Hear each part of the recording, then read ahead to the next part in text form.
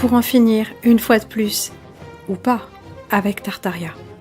Nous avons parlé de l'architecture et du contrôle, de l'architecture et du pouvoir, de l'architecture et de la majesté, donc du pouvoir, des structures de pouvoir, la majesté des édifices de pouvoir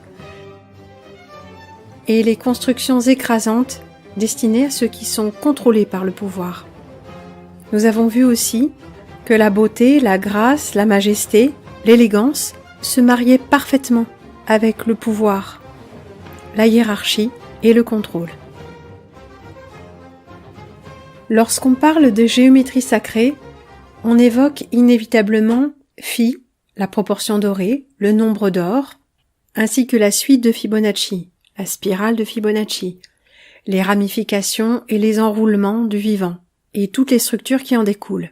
Donc, cette géométrie dite sacrée est construite sur des proportions. Plus qu'un nombre, le nombre d'or est une proportion. On l'appelle la divine proportion, la proportion dorée. On construit grâce à elle toutes les relations possibles entre les choses, qu'il s'agisse de lignes droites, de géométrie dans un plan ou dans 3 plans. Si cette géométrie est sacrée, c'est parce qu'elle est exacte, et c'est parce qu'elle est dérivée du vivant. Mais ce que nous nous sommes déjà demandé, c'est si ce qui préexiste au vivant n'est pas déjà cette géométrie dite sacrée, cette géométrie construite. Je prends beaucoup de précautions avec le terme sacré, parce que sacré, une fois de plus, nous invite à la révérence, exige de nous révérence, donc soumission. Qu'est-ce qui est sacré? Que signifie le mot sacré finalement? Sinon, j'ose le dire, quelque chose qu'on n'a pas le droit de remettre en question.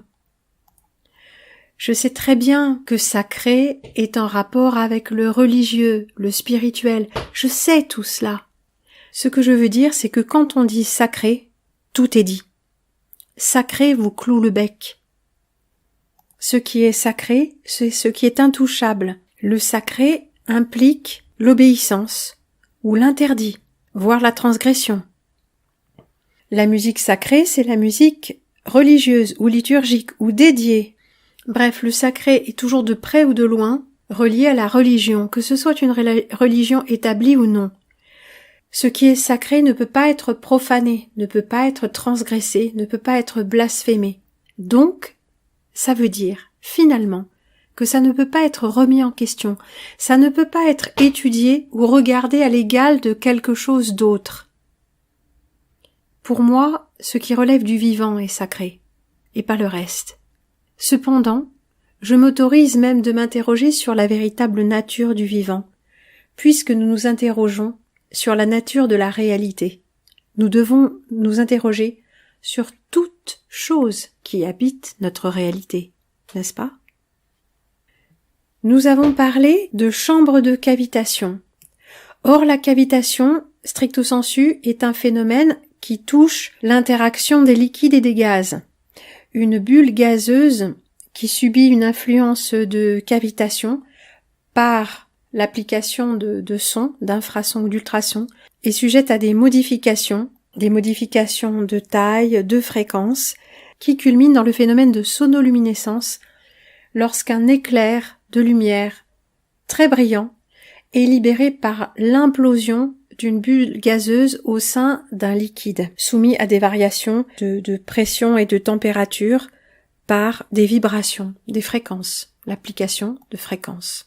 Sous l'effet de la cavitation, il se forment des bulles ou des bulles toriques, des cloches d'eau, des tores, comme celui-ci.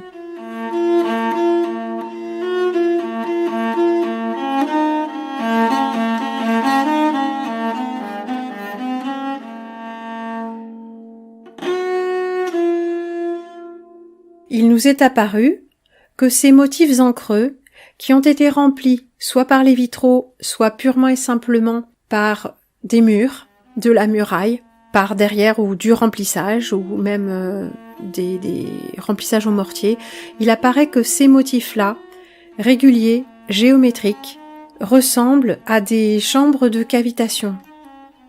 Voici un cavitateur. Les cavitateurs industriels servent à faire monter en température des liquides visqueux et à les mélanger. Soit les stériliser par haute température, soit les mélanger entre eux. Ici, nous avons l'intérieur d'un cavitateur, vu en coupe. En bleu, nous avons les cavités et en blanc, les endroits où se produit la cavitation. C'est à peu près tout ce que j'ai trouvé de compréhensible et de visible. Nous avons ensuite parlé des harmoniques. Les harmoniques sont des relations de hauteur tonale, donc des relations vibratoires entre différentes fréquences, des relations mathématiques entre différentes fréquences. En acoustique, un partiel harmonique est une composante d'un son périodique dont la fréquence est un multiple entier d'une fréquence fondamentale. On appelle F la fréquence fondamentale, les partiels harmoniques ont des fréquences égales à 2F, 3F, 4F, 5F, etc. Exemple, en prenant comme note fondamentale le La3 du piano, donc 440 Hz, on a déjà parlé des 440 et 432 et on y reviendra. Les harmoniques ont des fréquences multiples de 440, donc il s'agit de multiples. L'harmonique de rang 1 est la fondamentale à 440 Hz. L'harmonique de rang 2 est à 440 fois 2, donc 880 Hz. Celle de rang 3, 3 fois 440, 1320 Hz, etc. Il s'agit de rapports de multiples. Écoutons donc ce que j'appelle la gamme naturelle, également appelée gamme pythagoricienne, parce que ce serait lui qui l'aurait découverte, n'est-ce pas? Cette gamme est une gamme qui n'est pas construite par l'être humain, quand il construit son piano ou qu'il fabrique son ocarina. C'est une gamme qui se fait par harmonique, on l'appelle également gamme harmonique, qui se fait naturellement en soufflant dans un tuyau. Les harmoniques vont alors se faire former par multiples, par démultiplication du signal. Voici une gamme harmonique.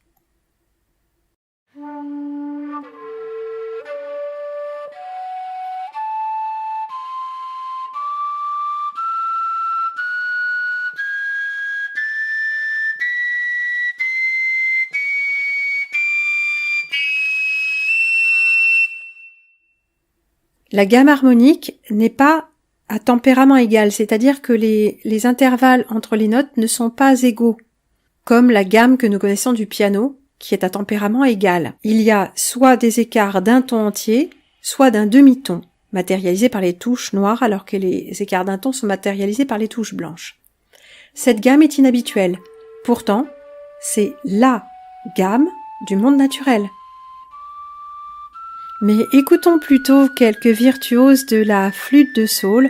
La flûte de saule est un instrument traditionnel suédois, et cette flûte harmonique, qu'elle soit de saule, de bambou, de bois ou de tout autre matériau, se retrouve dans différentes cultures champêtres et pastorales du monde. Voici Olle Möller, l'un des musiciens de la scène traditionnelle suédoise les plus influents, dans une petite démonstration.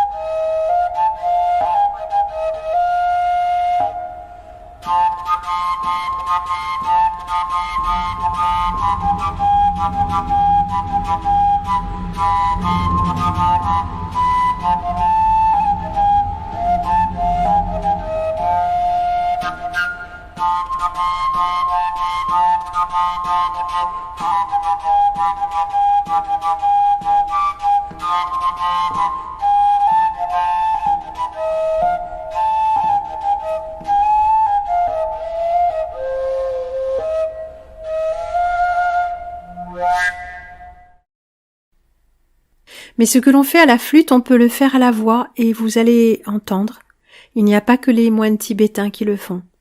Ça peut être étonnant.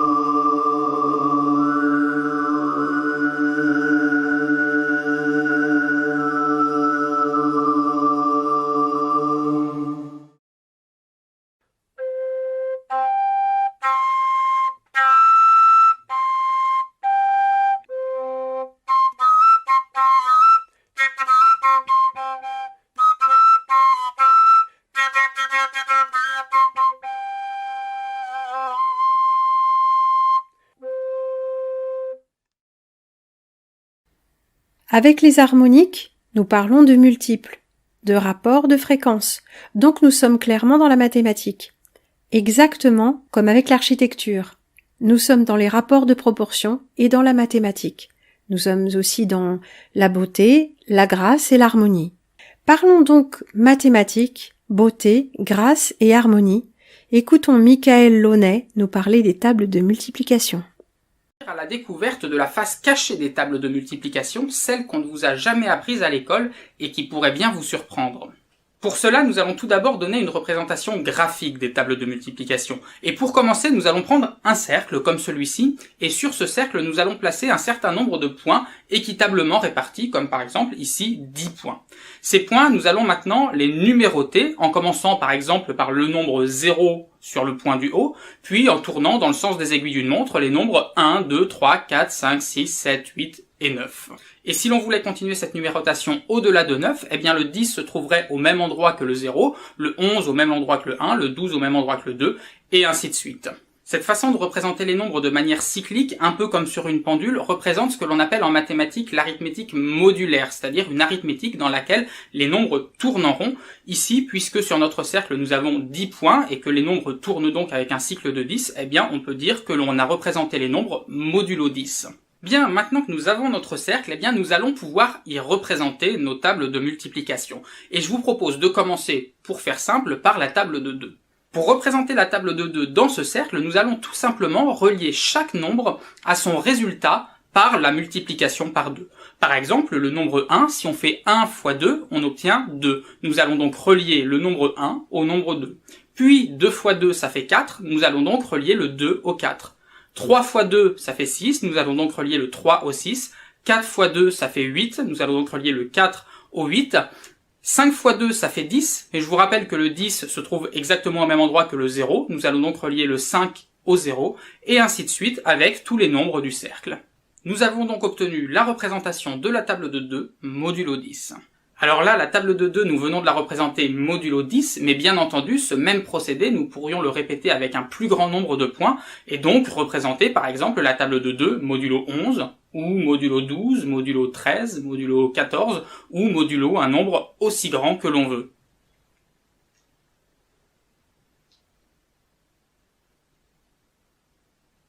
Waouh! C'est dingue, non? Cette figure semble sortir d'absolument nulle part, puisque je vous rappelle que d'après notre procédé de construction, ce dessin ne contient que des lignes droites. Autrement dit, c'est une sorte d'illusion d'optique à laquelle nous assistons, et c'est l'enchevêtrement de toutes ces lignes droites qui nous donne l'impression de cette figure courbe qui apparaît. Et il nous en reste des choses à découvrir, puisque pour l'instant, nous n'avons fait que la table de 2. Qu'en est-il de la table de 3, par exemple ? Eh bien c'est parti, on reprend notre cercle, ici modulo 10, voici la table de 3 représentée modulo 10, puis modulo 11, 12, 13, 14 et ainsi de suite.